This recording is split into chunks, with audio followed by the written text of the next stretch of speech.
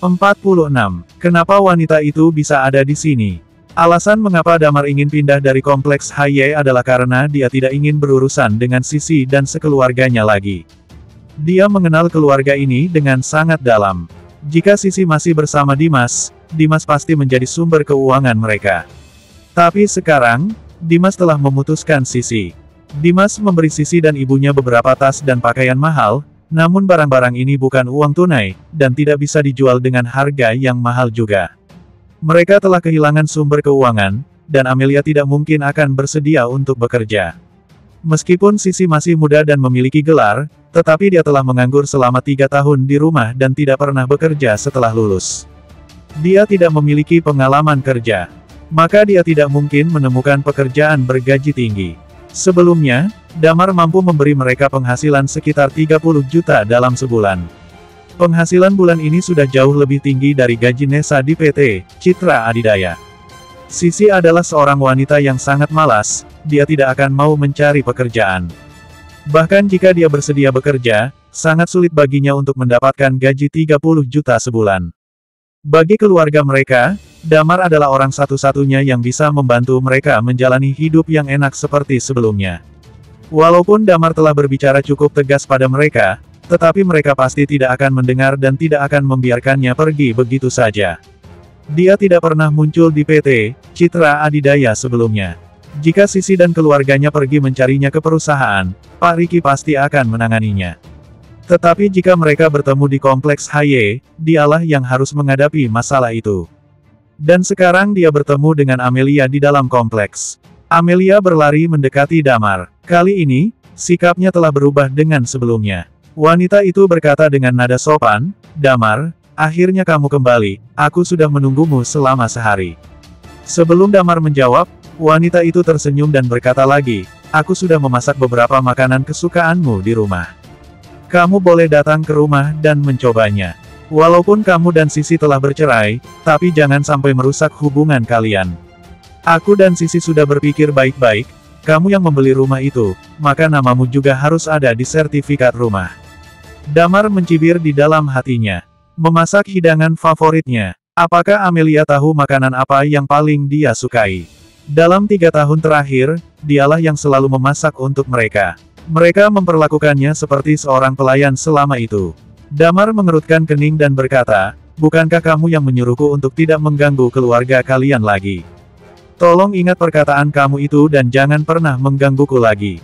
Setelah Damar mengatakan itu, dia melewati Amelia dan berjalan menuju dalam kompleks. Kali ini, Amelia tidak marah dengannya. Wanita itu buru-buru mengikuti Damar dan berkata, "Damar, aku tahu kamu sangat kesal pada kami. Aku telah melakukan banyak hal yang buruk padamu sebelumnya. Itu semua salahku, tidak ada hubungannya dengan Sisi."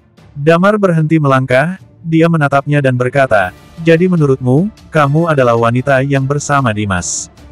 Bukankah dia yang selingkuh? Dan dia yang mengusirku juga?" Ekspresi Amelia berubah seketika, dia langsung berkata, "Dia sudah tahu itu salah, dan aku pun juga tahu itu salah. Kami benar-benar menyesalinya. Kami yang salah melihat orang. Bagaimanapun, ayah Sisi telah menyelamatkan hidupmu. Sisi juga ingin menjalani hidupnya denganmu. Tolonglah balikan dengannya, aku." Damar mendengus, dia mengabaikan Amelia dan terus berjalan menuju tempat tinggalnya. Dia harus pindah ke tempat Wendy secepat mungkin. "Damar, kenapa kamu begitu kejam?" Melihat Damar tetap mengabaikannya, Amelia menginjak lantai dengan keras dan berkata, "Apa kamu akan meninggalkan kami setelah menjadi orang kaya? Jangan lupa, hidupmu diselamatkan oleh keluarga kami." "Jangan berkata seperti itu," Damar berkata, "jika bukan karena Paman Adrian telah menyelamatkan hidupku, apakah menurutmu aku akan membiarkan kalian begitu saja? Meskipun namamu tertulis di sertifikat rumah, tapi rumah itu dibeli setelah menikah. Rumah itu dibeli dengan uangku. Jika kita pergi ke pengadilan, aku pun masih bisa mendapat setengahnya uang dari rumah itu. Sekarang aku tidak ingin setengah uang itu. Aku telah membiayai kalian dalam 3 tahun terakhir, itu cukup membayar utangku pada keluarga kalian." "Baik." Amelia berlari ke arah Damar, dia membuka tangannya dengan lebar dan menghentikan Damar. Wanita itu berkata, "Jika kamu tidak ingin menikah lagi, tidak apa. Kami hanya ingin setengah dari saham perusahaanmu." Pada saat ini, sikapnya yang asli muncul kembali. Kalau kamu tidak memberi saham perusahaanmu padaku, aku pasti akan pergi ke perusahaanmu dan mengganggumu setiap hari. Teriak Amelia. Selama kamu tidak takut malu, silakan lakukan. Aku biasanya tidak pergi ke perusahaan juga. Damar mengangkat bahu dengan acuh tak acuh dan dia berkata, jika kamu ingin menuntutku, silakan juga. Ngomong-ngomong, para pengacara saat ini tidak murah. Kamu harus menyewa pengacara yang lebih baik. Setelah berbicara, Damar melewati wanita itu dan mempercepat langkah kakinya. Amelia mengejar dan tetap meminta pengadilan dari Damar. Damar mengabaikannya sebisa mungkin, dia berjalan semakin cepat. Dan akhirnya, Amelia tidak bisa mengejar Damar lagi. Damar berjalan cepat ke dalam gedung dan segera masuk ke dalam lift. Amelia hanya bisa menginjak tanah dengan kesal, lalu kembali ke rumah. Di rumah, Sisi masih terlihat lesu. Karena dia menganggur, jadi dia hanya bisa menunggu di dalam rumah. Melihat Amelia yang kembali, Sisi segera bangkit dan bertanya, bagaimana? Apakah ibu bertemu dengan Damar? Ya, tapi dia tidak mau. Amelia mengutuk, dasar pria tidak tahu diri. Ketika dia punya uang dia langsung melupakan kami. Nessa yang duduk di sebelah mereka menghela napas dan berkata, tidak ada yang berpikir dia akan tiba-tiba menjadi kaya juga. Aku telah kehilangan pekerjaan sekarang. Kali ini kita benar-benar tidak beruntung sekali. Kak Sisi, apa yang akan kamu lakukan? Bagaimana kalau kita mencari pekerjaan bersama? Wajah Sisi berubah seketika. Dia tidak ingin bekerja. Dengan gaji yang hanya beberapa juta, tidak cukup baginya untuk membayar segala kebutuhannya. Dia mengertakkan gigi dan berkata, tidak, aku harus menemukan cara untuk menikahi Damar lagi. Aku akan memikirkan cara untuk mempunyai anaknya dulu. Asteris. Damar kembali ke kamar dan mulai beres-beres. Dia tidak punya banyak barang juga. Saat mengemasi pakaiannya, dia mengerutkan kening dan bergumam, semakin aku melihat pakaian ini, aku semakin emosi. Sisi dan ibunya benar-benar tidak memperlakukanku dengan baik selama 3 tahun ini. Pakaiannya adalah pakaian yang dijual di samping jalan. Dan harganya tidak ada yang lebih dari 100.000. Kemudian Damar mencibir ketika dia memikirkan situasi dua orang itu saat ini. Setelah selesai beres-beres, dia meninggalkan kamar, mengunci pintu dan naik taksi menuju villa sebelah rumah Wendy. Villa itu berada tepat di sebelah rumah Wendy. Ketika dia sampai di depan pintu, dia melirik ke arah villa Wendy sebentar. Di depan pintu rumahnya, ada 2 orang pengawas. Dalam rumah juga ada beberapa pengawas yang kokoh sedang menjaga. Barry benar-benar mengeluarkan uang yang sangat banyak untuk memastikan keamanan putrinya. Di villa sebelahnya, Stephen membawa barang-barangnya dan dia sedang duduk di depan pintu. Pria itu merokok sambil melihat ke arah villa Wendy dengan penasaran. Melihat Damar yang sudah tiba, pria itu segera berdiri dan berkata, Damar, apa kamu yakin dengan ini? Apakah kita benar-benar pindah ke sini? Damar tersenyum dan berkata, ya, untuk apa aku berbohong padamu? Damar mengeluarkan kunci dan membuka pintu villa itu. Stephen menelan ludah dan berkata dengan ekspresi penuh harapan, saat Jimmy keluar dari rumah sakit, dia pasti senang sekali setelah melihat rumah bagus seperti ini. Pria itu memikirkan sesuatu, lalu berkata lagi, oh iya, ngomong-ngomong, ibunya Jimmy datang ke rumah sakit hari ini. Damar mengerutkan kening dan bertanya, mantan istrimu? Bukan mantan istri, aku masih belum bercerai dengannya. Stephen menghela napas dan berkata, dia tidak pernah muncul selama Jimmy di rumah sakit. Aku tidak tahu bagaimana dia tahu tentang perkembanganku sekarang. Dia tiba-tiba muncul di rumah sakit dan ingin bertemu dengan Jimmy lagi. Banyak juga wanita seperti ini. Ingat, jangan merasa kasihan padanya, Damar mengingatkannya sekali lagi. Ya, aku mengerti. Stephen mengangguk dan berkata, ayo masuk dulu. Damar menyadari sesuatu di dekat gerbang, dia berkata, kamu pindahkan barang-barangku dulu. Aku pergi sebentar. Sebelum Stephen berkata apapun, Damar sudah berlari menuju gerbang. Bersambung. 47. Orchard Garden, yaitu kompleks termahal di kota JC, juga merupakan satu-satunya area villa di kota JC. Lokasi ini adalah alamat rumah Wendy. Tentu saja, Damar juga tinggal di sini sekarang. Pada saat ini, Damar berlari keluar dari gerbang masuk. Dan dia menemukan bahwa mobil-mobil di sekitarnya terus datang dan pergi. Alisnya berkerut dan dia berkata, apakah aku yang salah? Ketika dia hendak memasuki villa, dia langsung merasakan suatu yang tidak normal. Tetapi setelah beberapa saat, rasa krisis itu menghilang. Lalu, Damar memilih untuk berlari keluar untuk mengeceknya. Dia mengerutkan kening dengan curiga. Dia berjalan ke suatu tempat tidak jauh dari kompleks untuk membeli beberapa bungkus sate, dan diam-diam melihat sekeliling untuk melihat apakah ada yang aneh. Namun dia tidak menemukan apapun sepanjang waktu. Damar menghela napas lega, lalu mengemasi makanan, dan berjalan pulang dengan membawa barang-barangnya. Barry jelas menanganinya dengan sangat baik, rumah ini telah dibersihkan dengan sangat rapi. Dan segala macam barang sudah tersedia, termasuk tempat tidur. Kulkas juga penuh dengan makanan dan minuman. Ketika Damar kembali, Stephen sedang melihat sekeliling dengan penuh semangat. Melihat Damar berlari kembali, dia langsung berkata dengan gembira, "Astaga, aku tidak pernah berpikir bahwa aku akan memiliki kesempatan untuk tinggal di tempat yang begitu besar selama hidupku. Rumah ini memang sangat mewah." "Sudahlah, ayo makan," kata Damar tanpa daya. Stephen tersenyum bahagia. Keduanya duduk mengelilingi meja, Damar memandangnya dan bertanya, "Oh ya, kapan Jimmy bisa pulang dari rumah sakit?" Kata dokter, "Sekitar seminggu atau lebih," jawab Stephen. Kemudian, dia mengerutkan kening dan lanjut berkata, "Aku takut wanita itu akan melakukan sesuatu lagi. Kenapa kamu tidak menceraikannya ketika dia kabur?" Damar bertanya dengan penasaran. Stephen tanpa daya lalu menjawab, "Aku tidak rela melakukannya saat itu, aku sudah lama menikahi gadis ini. Ketika aku datang ke kota JC dari pedesaan, aku baru berusia 20 tahun. Kemudian aku sibuk selama bertahun-tahun dan tidak pernah bisa menghubunginya. Ini juga salahku sendiri, aku terlalu banyak bicara." Stephen berkata lagi, "Setelah kamu memberiku pekerjaan dan gaji kali ini, aku benar-benar tidak bisa menahannya. Jadi aku menyombongkan tentang itu dengan kerabat dan temanku, dia mungkin saja mengetahui ini dari orang-orang. Yang penting kamu berhati-hatilah, jangan berikan dia 1 sen pun, mengerti?" Kata Damar. "Ya." Stephen mengangguk. Pada saat ini, ponsel Damar berdering dengan tiba-tiba. Dia mengangkat ponsel dan menemukan bahwa Clara yang menelepon. Damar menerima panggilan dan berkata padanya, "Halo, Bu Clara."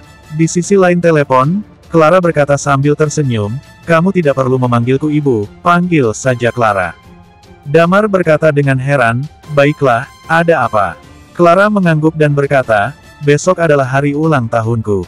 Aku berencana untuk merayakan ulang tahun. Aku akan mengundang beberapa teman dan kolega. Bisakah kamu datang dan bermain?" "Ini tentu saja tidak masalah," jawab Damar sambil tersenyum. Kemudian dia bertanya lagi, "Ngomong-ngomong, aku sekarang bekerja di grup Panorama. Aku adalah asisten Wendy, maka aku mungkin harus meminta persetujuannya. Jangan khawatir, aku bertemanan baik dengan Wendy. Bagaimana mungkin aku tidak mengundangnya ke pesta ulang tahunku?" Kata Clara sambil tersenyum. Damar menghela napas lega. Sebelum orang-orang Red Lotus di kota JC telah diselesaikan, dia tidak boleh jauh-jauh dari Wendy. "Itu saja, aku akan pergi ke Marriott Hotel untuk makan malam saat besok malam, lalu pergi ke M Grand Karaoke."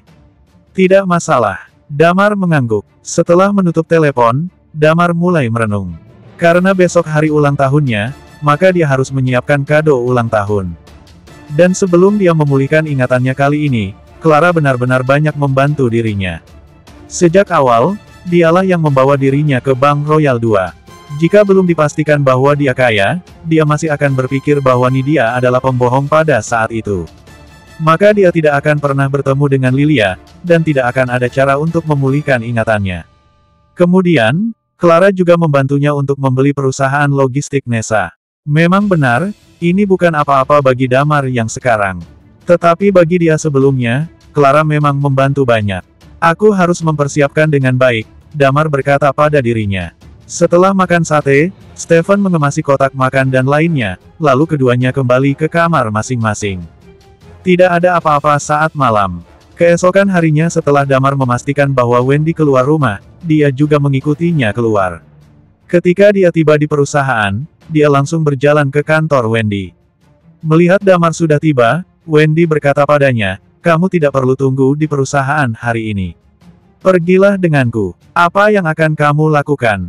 Tanya Damar. "Hari ini adalah ulang tahun Kak Clara, Aku akan memilihkan hadiah untuknya, Wendy berkata sambil tersenyum, bukankah dia juga mengundangmu? Kamu tidak mau membeli kado untuknya. Jadi Wendy tidak akan bekerja karena dia akan memilih hadiah. Damar berpikir secara diam-diam. Faktanya, Wendy tampaknya tidak memiliki banyak pekerjaan yang harus dilakukan. Dia memeriksa dokumen dan tanda tangan setiap hari. Dia tidak bertanggung jawab atas proyek apapun. Karena ayahnya, Barry yang melakukan semua keputusan. Baiklah. Damar mengangguk. Wendy melemparkan kunci mobil kepadanya dan berkata, ayo kita ke Overseas. Damar terkejut. Dia tahu Overseas, tempat ini adalah pasar barang antik di kota JC, dan bahkan salah satu pasar barang antik terbesar di negara ini. Tempat ini juga salah satu ikon di kota ini. Banyak orang kaya dari tempat lain akan datang ke sini untuk berbelanja. Tentu saja, karena ini adalah tujuan wisata, maka banyak barang palsu. Damar tidak asing dengan tempat ini. Sebelumnya, dia dan Stephen sering pergi ke Overseas untuk melakukan pekerjaan paruh waktu. Tentu saja, mereka semua bekerja sebagai kuli seperti bongkar barang. Hari ini ulang tahun Clara, apa yang akan kamu beli di Overseas? Apakah kamu ingin membeli pispot kuno untuknya? Tanya Damar dengan penasaran. Wendy memelototinya dan berkata, dasar vulgar, Kak Clara suka mengoleksi beberapa barang antik. Ayahku memiliki banyak koleksi antik, tapi itu adalah barang kesayangannya. Dia tidak mungkin rela melepasnya. Jadi aku berencana untuk pergi ke Overseas untuk berbelanja barang antik untuknya. Hati Damar tergerak, dia suka barang antik. Wendy mengangguk dan berkata, iya. Damar mengangguk dengan penuh perhatian, tanpa berkata apa-apa. Mereka berdua naik mobil dan menuju ke Overseas dengan cepat. Overseas adalah tempat yang sangat beragam, dengan banyak toko-toko besar, dan tentu saja terdapat banyak penjual pinggir jalan. Setelah Damar dan Wendy memarkir mobilnya, mereka berjalan ke Overseas dan berkeliling. Wendy sepertinya telah mengambil keputusan, dia langsung pergi ke sebuah toko barang antik yang besar. Di pintu toko, ada seorang pria parubaya berkacamata emas. Dia menyapa mereka dan berkata, oh, keponakanku, Wendy.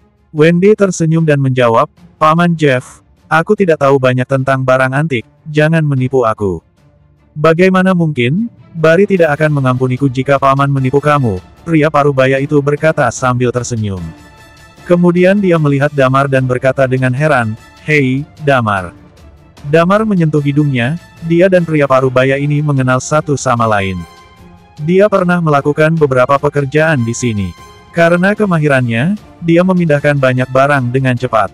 Dan itulah alasan Jeff mengingatnya. Pria parubaya itu bernama Jeff Pangestu, dan dia memiliki toko barang antik terbesar di Overseas.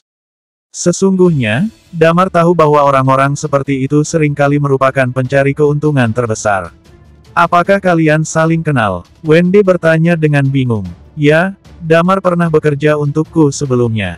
Tenaganya sangat kuat. Bagaimana kamu bisa bersama? Tanya Jeff dengan curiga. Menurutnya, Damar dan Wendy adalah orang-orang dari dua dunia, yang satu berada di bawah kelas, dan yang lainnya adalah seorang gadis dari keluarga kaya. Wendy tersenyum tipis dan berkata, dia bekerja untuk aku sekarang. Jeff tertegun sejenak, lalu menatap Damar sedikit aneh. Wendy tidak terlalu peduli banyak. Dia tersenyum dan berkata, aku tidak tahu banyak tentang barang antik. Paman Jeff, bisakah Paman memilih kado yang seharga 600 juta? Woi, suara berkelahi terdengar dari luar toko. Damar menoleh dan menemukan ada suara teriakan dari toko seberang. Kemudian sekelompok orang mulai mengelilingi tempat itu. Apa yang terjadi di seberang? Wendy bertanya dengan curiga. Jeff menyeringai dan berkata, mungkin ada turis asing yang kena tipu lagi. Bersambung. 48. Damar merasakan jantungnya berdebar. Dia tahu toko yang dia lihat di seberangnya, toko itu bernama Glory Gold. Berdiri 2 tahun lalu, Damar sempat menjadi kuli angkut di sana. Beberapa kali dia mengangkut barang-barang antik yang datang atau saat ada pengunjung yang membeli barang. Kalau Jeff Pangestu adalah pedagang licik dan jahat, bos di toko seberang adalah bajingan tidak tahu malu. Saat memindahkan barang-barang keluar masuk ke toko, salah satu pekerja diperas habis-habisan karena tidak sengaja memecahkan keramik. Padahal benda itu adalah barang KW, tapi pekerja yang tidak tahu apa-apa dikelabui dan diminta uang ganti rugi sebesar 60 juta. Saat itu, Damar dan yang lainnya tidak berani menolak atau membela diri. Sejak saat itu mereka tidak lagi kerja mengangkut barang di Glory Gold lagi. Kalau mendengar ucapan Jeff, sepertinya dia juga melakukan hal yang sama. Kena tipu apa Om? Tanya Wendy keheranan sambil terus melihat keadaan di seberang yang semakin sengit. Yah, jadi pembeli itu harus teliti. Sebelum membayar pastikan mengecek keaslian barang dan sebagainya. Kalau sudah dibayar tidak bisa dikembalikan lagi, jelas Jeff pada ponakannya. Seperti itu, kan biasanya. Tapi di Overseas berbeda. Para pedagang di sini sengaja menduplikasi barang dan membuat seolah-olah pengunjung telah merusak barang. Lalu dengan lidah lincah, mereka akan memeras pengunjung yang tidak tahu apa-apa dengan mengatakan kalau barang itu sangat mahal. Ini adalah hal yang wajar di sini. Wendy mengerutkan kening dan berkata, wajar. Dalam bidang ini, air yang terlihat dangkal saja bisa menenggelamkan. Jeff menggelengkan kepalanya, dan gara-gara itu, citra Overseas jadi buruk. Kalau begitu, aku ingin lihat ke sana dulu, kata Wendy. Sementara Jeff hanya diam tidak menjawab. Sebagai orang terkaya di kota JC, Barry Kang mempunyai status yang tidak bisa diremehkan. Jadi kalau Wendy berhasil membuat toko Glory Gold hancur akan jadi hal yang baik bagi Jeff di masa mendatang. Damar melirik Jeff yang sedang tersenyum licik, dia tahu apa yang ada di otak kotor Jeff. Pasti dia sengaja memanfaatkan Wendy sebagai senjatanya. Damar meninggalkan Jeff dan segera menyusul Wendy, masuk ke dalam kerumunan. Seseorang terlihat memegang lukisan yang robek menjadi dua dan tangan satunya menggandeng tangan seorang gadis berambut pendek. Di sebelah gadis itu ada seorang wanita. Entah disebut gadis atau wanita, mereka berdua terlihat masih cantik seperti remaja. Wanita yang berada di samping gadis itu berkata, jangan fitnah, kami kesini karena mendengar kalau ada lukisan asli Tang Yin dari dinasti Ming. Jadi kami datang ke sini dan ingin melihatnya. Lalu saat kami datang, lukisannya tiba-tiba jatuh. Kami tidak bersalah. Lukisan ini itu sudah jadi harta karun toko kami. Aku sudah lama memajangnya dan tidak pernah jatuh, loh. Tapi saat kalian datang, lukisannya jatuh. Kalian kira aku bisa dibodohi? Kata pemilik toko. Damar mengerutkan kening, dia mengenali siapa orang ini. Dia adalah bos di Glory Gold yang menipu rekan kerjanya dulu. Namanya Prasu Bekti, sering dipanggil Bekti. Sudahlah jangan menyangkal, kalau sudah berbuat ya tanggung jawab. Dan juga, sepertinya kalian bukan orang yang kekurangan uang, jadi cepat bayar ganti ruginya.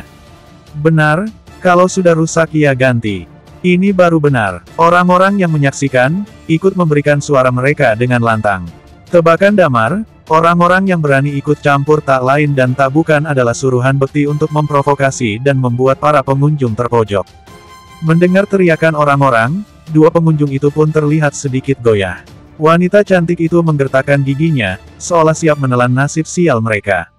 Dia menatap tajam ke arah Bekti dan berkata, berapa?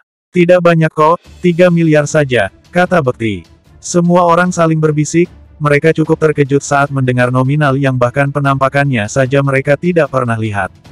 Gadis dan wanita itu menatap Bekti sinis. Wanita cantik itu berkata, oke, aku akan memberimu 3 miliar. Dan kami akan membawa lukisannya. Jelas kedua orang ini bukan orang sembarangan. Bekti selalu bisa memilih mangsanya dengan tepat.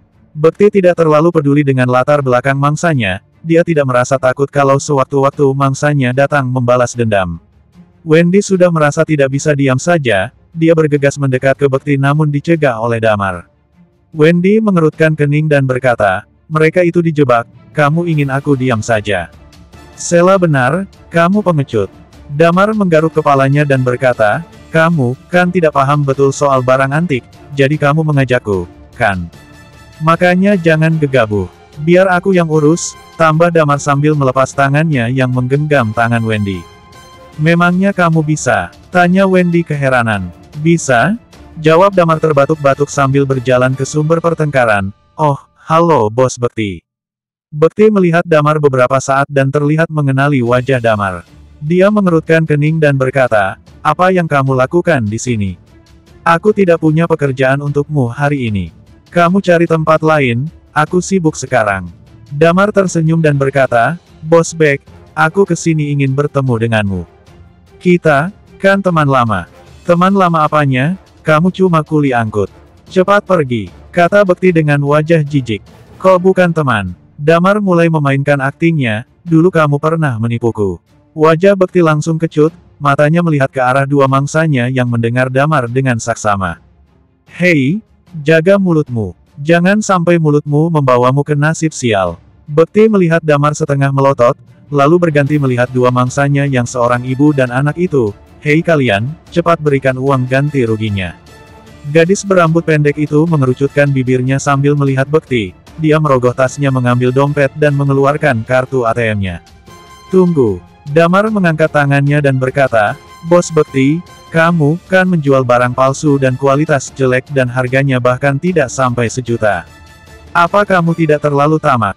Kamu tidak terbayang-bayang dosamu waktu menipu seperti ini. Saat Damar menyelesaikan kalimatnya yang panjang, semua orang langsung melihat Bekti bersamaan dengan wajah penasaran.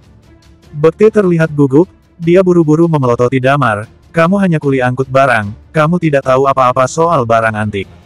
Ini itu lukisan Tang Yin yang asli. Ibu dan anak itu terlihat sedikit senang saat mendengar ucapan Damar. Damar mengambil lukisan yang ada di tangan Bekti dengan cepat. Bekti sendiri telat menyadari kalau setengah dari lukisan yang sobek jadi dua itu sudah berada di tangan Damar. Kemudian Damar mengeluarkan korek api dari sakunya. Apa yang akan kamu lakukan? Teriak Bekti dengan panik. Para penonton yang mengikuti drama ini pun berhasil dibuat Damar tercengang. Gila, Damar mengabaikan para penonton yang terdengar riuh mengeluarkan isi kepala mereka. Dia menyalakan korek api itu dan meletakkan ujung lukisan itu di atas korek api. Wush! Lukisan itu langsung terbakar. Di sebelahnya, Wendy yang melihat Damar diam mematung. Dia tidak menyangka kalau solusi Damar adalah dengan membakar setengah lukisan langka ini. Hei, tamat riwayatmu, kata Bekti sambil menunjuk Damar dengan jarinya. Damar mencibir dan berkata, semuanya, ayo jangan lupa untuk bernapas ya. Para penonton yang membeku sesaat itu, kemudian mengambil napas yang sempat mereka lupakan. Apa yang kamu lakukan? Tanya Wendy panik. Tapi, tiba-tiba seorang ahli di bidang barang antik muncul dari kerumunan dan berkata, setelah dibakar, baunya menyengat. Ini membuktikan kalau lukisan ini terbuat dari bahan serat kimia yang kebanyakan dipakai oleh pelukis zaman sekarang. Para penonton itu kembali ribut. Sedangkan Bekti semakin ciut. Ini lukisan Tang Yin dari dinasti Ming, kan? Tidak mungkin dia memakai kertas produksi zaman modern. Yah, kecuali dia melakukan perjalanan lewat mesin waktu ke zaman modern dan kembali ke dinasti Ming sambil membawa kertas produksi terbaru. Kita semua tahu apa artinya, ini lukisan palsu. Wanita yang ditipu itu menoleh ke arah Bekti tak terima, jadi kamu berani menipuku. Gelombang bisikan para penonton terdengar terus berteriak tak karuan. Mereka berbisik sambil menunjukkan wajah jijik ke Bekti. Aku sudah lama mendengar kalau di Glory Gold terkenal dengan reputasinya yang buruk. Selalu ada pengunjung yang merusak dagangan di sini dan mengeluarkan uang ganti rugi. Sekarang aku mengerti kenapa. Jangan pernah belanja di sini lagi. Wajah Bekti terlihat menahan emosi, dia menggertakkan gigi dan berkata, aku mengeluarkan uang ratusan juta untuk mendapatkan lukisan ini. Aku pikir ini asli, sekarang aku juga ditipu.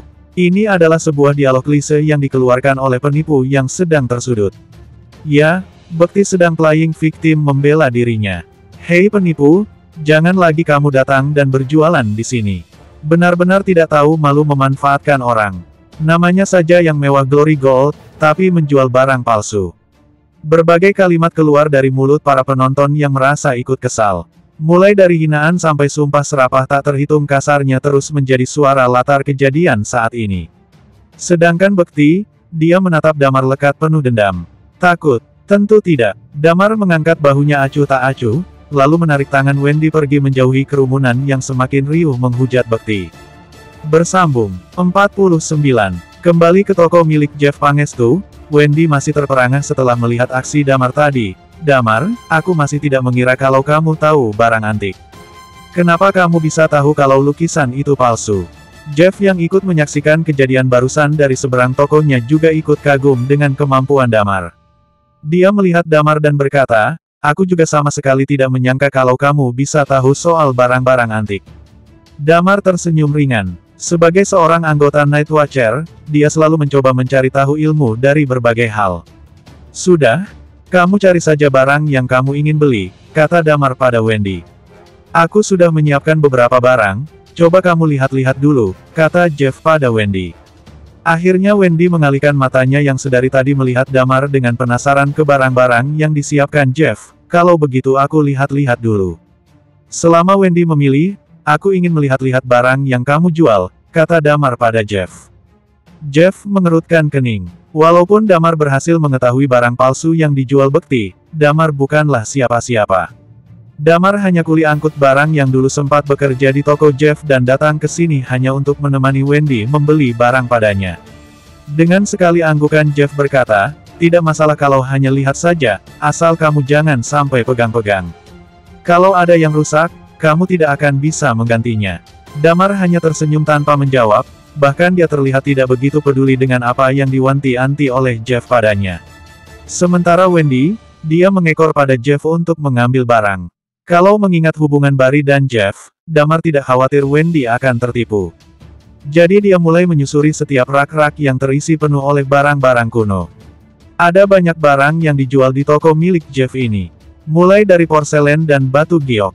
Ada rak yang terisi barang-barang asli, namun tak sedikit yang berisi barang-barang palsu. Damar tidak tahu harus memberikan apa untuk Clara. Bagaimanapun, Clara adalah orang yang baik padanya. Saat Damar sibuk melihat-lihat, tiba-tiba terdengar suara ramah menyapa Damar. Permisi. Damar berbalik, dia melihat ibu dan anak yang hampir terkena tipu Bekti sudah berdiri di belakangnya. Ya, ada apa? Tanya Damar. Latar belakang kedua orang ini tentu saja tidak berasal dari masyarakat biasa. Dan lagi, gaya bicara dan penampilan mereka juga terlihat seperti orang berpendidikan. Kami hanya ingin mengucapkan terima kasih karena tadi Anda sudah membantu kami. Kalau tadi Anda tidak muncul, kami sudah tertipu oleh pencuri dan penipu itu, kata ibu itu. Kami berdua kebetulan sedang berlibur, dan aku suka dengan barang-barang antik. Aku dengar ada karya asli Tang Yin yang dijual di sini, jadi aku ingin melihat bagaimana penampakannya. Kami malah hampir kena tipu. Damar melambaikan tangannya dan berkata, itu bukan apa-apa, jangan terlalu dipikirkan. Aku hanya tidak bisa melihat orang melakukan kecurangan secara terang-terangan, jadi aku hanya melakukan hal yang sudah seharusnya aku lakukan. Ada banyak orang tadi, tapi hanya Anda yang berani membela kami. Jadi sudah sepantasnya kami mengucapkan terima kasih pada Anda, kata wanita cantik itu. Damar menghela napas dan tersenyum pada keduanya, baiklah, aku terima ucapan terima kasih kalian. Aku ingin mengajak Anda untuk makan siang sebagai ucapan terima kasih, tolong jangan ditolak, kata wanita itu. Damar merasa akan sangat canggung kalau makan siang dengan orang asing, sepertinya saya harus menolaknya kali ini. Hari ini ada banyak urusan yang harus saya selesaikan. Wanita cantik itu menunjukkan wajah kecewa dan mengeluarkan ponselnya, kalau begitu aku boleh minta WhatsApp. Kalau kamu sudah luang, nanti kita janjian makan lagi. Damar tidak menolak. Dia mengeluarkan ponselnya dan memberikan WhatsApp miliknya. Baik ibu maupun anaknya, mereka berdua menyimpan nomor WhatsApp Damar di ponsel mereka.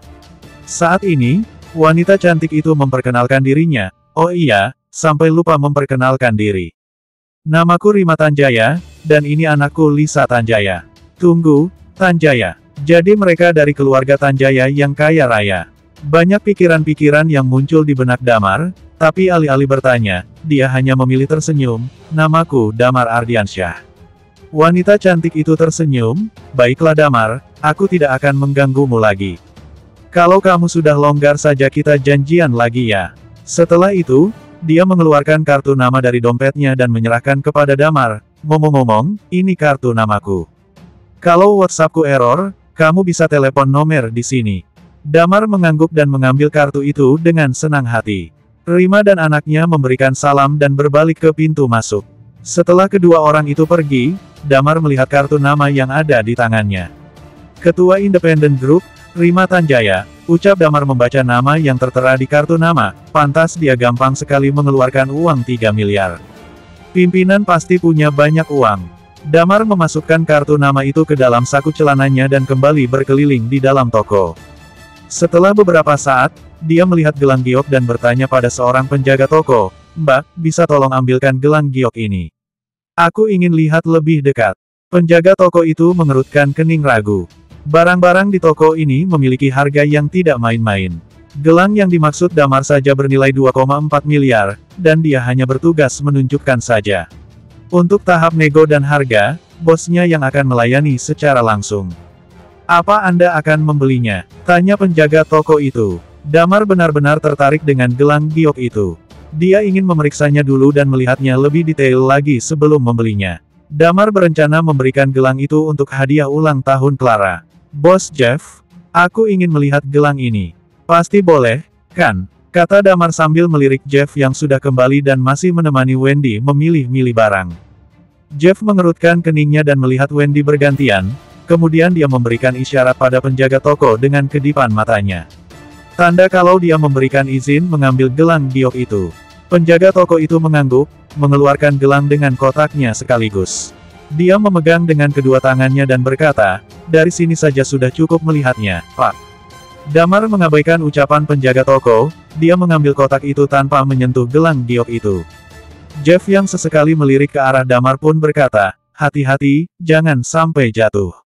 Kalau sampai tergores sedikit saja, kamu harus tanggung jawab. Aku ingin ambil ini, kata Damar sambil tersenyum. Jeff terkejut, dia hanya diam. Mungkin hanya salah dengar, pikir Jeff dalam hati.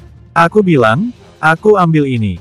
Berapa harganya? Kata Damar mempertegas ucapannya. Damar, gelang itu harganya 2,4 miliar, jawab Jeff sambil menelan ludah. Wendy yang sedari tadi sibuk memilah-milah barang itu menghentikan aktivitasnya dan beralih menyimak pembicaraan Jeff dan Damar. Sebelum bekerja dengannya, Wendy ingat kalau Damar hanyalah seorang kuli yang bekerja di lokasi konstruksi. Dari mana asal 2,4 miliar yang akan Damar pakai untuk membeli barang itu?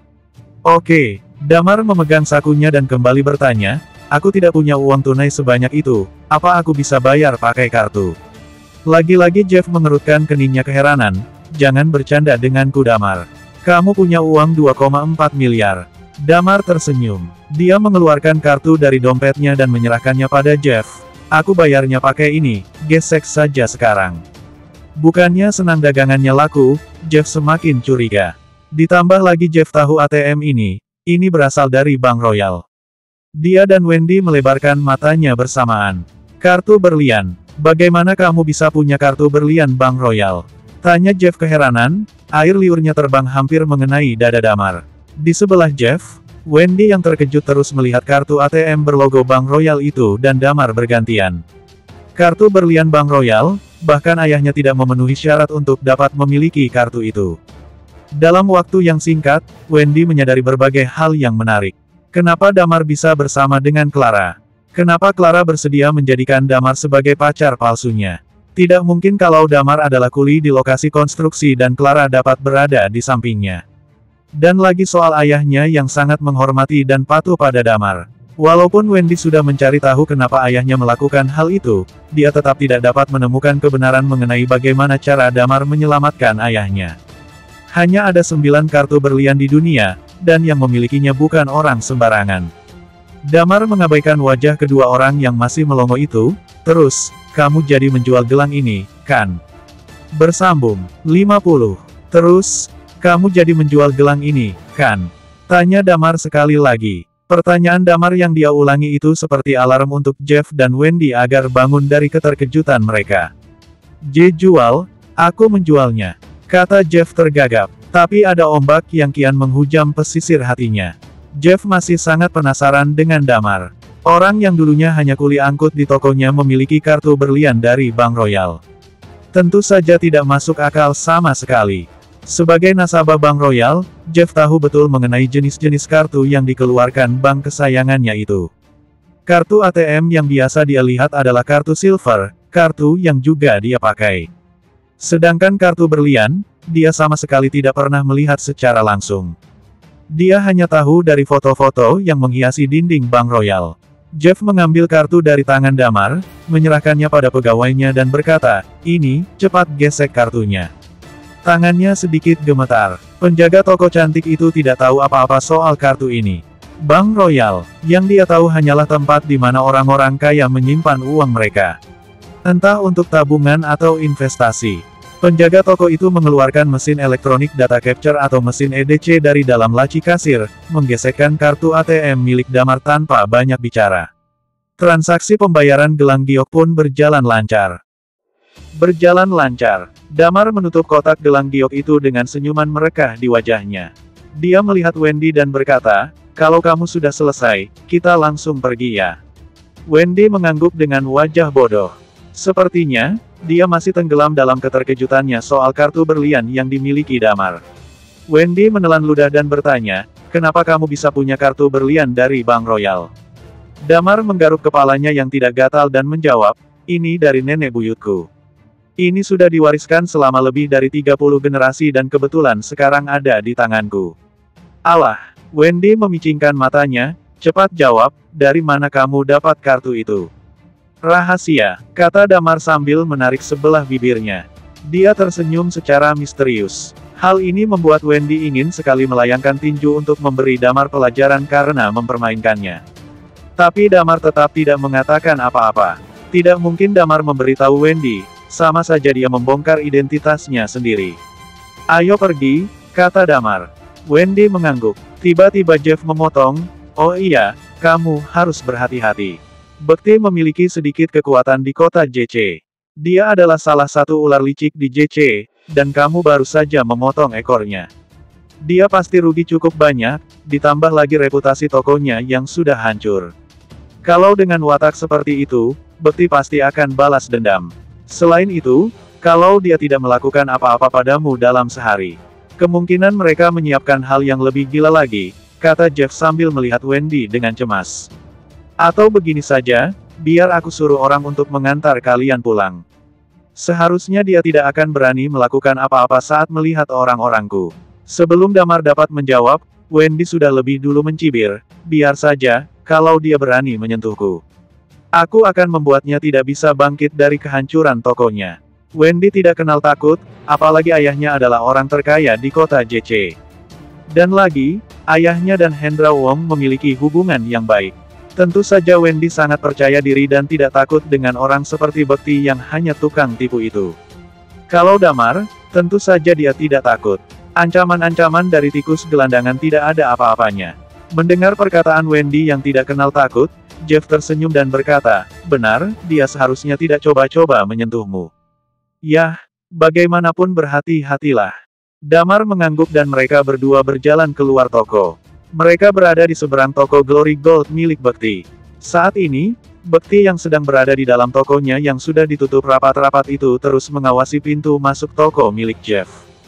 Saat melihat Damar keluar, Bekti mencibir dan berkata dengan sinis, "Damar, babu sialan ini benar-benar ya. Kalau kamu berani merusak bisnisku, kamu harus bertanggung jawab." "Bos." Di sebelah Bekti, seseorang berkata, "Lihat wanita di sebelahnya, apa dia anak dari Bari Kang, Wendy Kang itu?" Bekti memicingkan matanya beberapa kali untuk melihat wajah Wendy agar lebih jelas. "Benar, itu dia.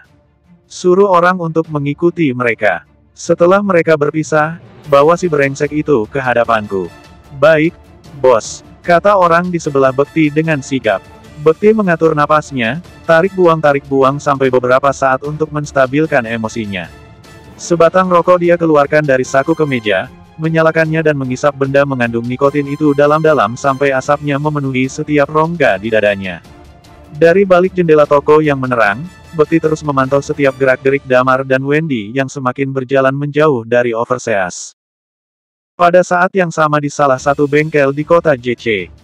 Seperti biasa, di sebuah garasi yang teramat besar milik Erlangga Dirga. Tempat di mana dia memodif mobil-mobil miliknya dan para klien, tentu saja tempat ini dia gunakan sebagai base camp bersama teman-temannya. Dia mengumpulkan sekelompok anak muda dengan status keluarga kelas menengah ke atas. Ditambah dengan menyewa beberapa wanita-wanita penghibur. Mereka bersorak-sorai di sana. Diska Sutioso juga datang ke perkumpulan itu. Dia berdiri melingkarkan tangan kirinya ke pinggang salah satu wanita yang dipanggil oleh Erlangga. Wanita cantik itu berbisik manja di telinga Diska, "Kak Diska, ayo ke bar dong. Kamu dari tadi tidak minum, loh." "Hahaha," Diska tertawa mendengar tantangan dari wanita yang memakai dress mini sepaha itu. Erlangga tersenyum dan melihat Diska, "Diska, malam ini kita juga harus pergi ke tempat lain." Mata Diska berbinar, lalu dia menggelengkan kepala dan berkata, "Tidak bisa, aku ada janji malam ini." "Kamu tahu Clara, manajer Bank Royal, dia adalah teman sekelasku dan Gladys waktu kuliah dulu. Selain liburan, aku kesini untuk memberinya undangan pernikahanku dan juga aku akan datang ke pesta ulang tahunnya. Ulang tahun Clara hari ini? Tanya Zaheri Tan sambil tersenyum gembira di samping Diska. Kemudian dia menyadari sesuatu, hei, dia tidak mengundangku. Kalau mengejar wanita itu ya harus nekat. Kalau tidak diundang ya kamu datang langsung saja. Kamu sudah berapa lama mengejar Clara? Masih saja diam di tempat, kata Erlangga pada Zah. Zah menjawab ejekan Erlangga padanya, hei, coba lihat dirimu sendiri. Sudah berapa lama kamu mengejar Wendy dan mana ada kemajuannya? Sial, mereka berdua sama-sama dekat dengan Damar. Begitu mendengar nama Damar, bekas luka di kepala Erlangga berdenyut-denyut. Kekalahannya waktu itu masih terus menghantuinya sepanjang hari. Saat ini, ponsel Erlangga berdering. Dia mengangkatnya dan memberi isyarat pada semua orang untuk diam. Halo, ya, ada apa? Di ujung telepon, suara seorang lelaki parubaya terdengar begitu lelah. Halo, Erlangga. Kamu ada di garasimu, kan sekarang? Wajah Erlangga sedikit berubah, entah mengapa dia ingin menyangkal kalau dia sedang berada di garasi kecintaannya itu. Jual garasimu dan cari orang yang dapat kamu percaya. Kita butuh uang untuk dapat menopang kehidupan kita di masa depan, kata ayah Erlangga. Ayah, sebenarnya ada apa? Tanya Erlangga langsung berdiri dari duduknya dengan wajah kebingungan. Keluarga kita, sepertinya sudah tamat. Kita bangkrut, suara ayahnya terdengar gemetar putus asa. Begitu Erlangga mendengar kalimat getir dari ayahnya, dia seperti tersambar petir. Tubuhnya lemas, dia jatuh terduduk di sofa. Di sisi lain, Damar dan Wendy sedang makan di restoran hits di Overseas. Restoran dengan penilaian terbaik, tapi standar makanannya tidak lebih baik dibandingkan dengan restoran Marriott. Saat sedang makan, Wendy tanpa henti bertanya alasan Damar dapat memiliki kartu berlian. Lagi-lagi, Damar masih menjawabnya dengan satu kata, rahasia. Wendy semakin dibuat penasaran. Dia gemas bukan main begitu mendengar jawaban Damar yang masih sama. Setelah terus mencoba tanpa henti dan dijawab dengan satu kalimat yang sama, Wendy yang kesal akhirnya memutuskan untuk diam. Tentu saja dia mogok bicara, Wendy marah. Damar justru senang, akhirnya suasana jadi tenang. Dia mengecek ponselnya dan mendapati ada pesan masuk dari Lilia. Dalam 3 hari, keluarga Dirga akan bangkrut. Damar tersenyum puas saat membaca pesan dari Lilia. Dia meletakkan ponselnya dan kembali ke Wendy yang menggembungkan pipinya cemberut. Apa setelah makan kita ke kantor lagi? Wendy melirik Damar sinis, tidak membuka mulutnya. Damar tidak mengulangi pertanyaannya, dia ikut diam. Setelah selesai makan, Wendy pergi ke kasir membayar makanan mereka berdua dan segera pergi dari Overseas. Damar menyadari sesuatu, dari tadi ada sekelompok orang yang mengikuti mereka dari jauh. Mungkin mereka tidak berani macam-macam pada Wendy, jadi Damar santai dan tetap mengawasi gerak-gerik orang mencurigakan itu. Mereka pergi dari Overseas tanpa ada masalah. Wendy sama sekali tidak berniat untuk kembali ke kantor. Dia mengajak Damar pergi ke mall, berjalan-jalan lalu menonton film. Jam 5 sore, keduanya keluar dari mall dan pergi ke Hotel Marriott untuk menghadiri pesta ulang tahun Clara. Pesta ulang tahun Clara diadakan di ruang perjamuan lantai 3 Hotel Marriott. Damar dan Wendy sampai di sana pukul 5:30 sore. Saat mereka berdua sampai di depan pintu masuk, mereka melihat Clara yang sedang berdiri mengenakan dress panjang dengan wajah yang tidak senang. Tapi begitu Clara melihat Damar dan Wendy, senyuman mengembang sempurna. Dia berkata, akhirnya kalian datang juga. Wendy menghela napas dan berkata, Kak Clara, apa suasana hatimu sedang jelek? Sepertinya kamu tidak terlihat senang sekarang. Clara menghela napas dan berkata, anak pimpinan bank dan Zah, mereka semua ada di sini. Padahal aku tidak mengundang mereka, loh. Mereka berani nekat datang ke pestamu, aku tidak akan membiarkan mereka. Kata Wendy dengan wajah seperti bocah yang ingin balas dendam saat temannya mendapatkan masalah. Bersambung jangan lupa yang belum subscribe biar makin semangat nih. Terima kasih.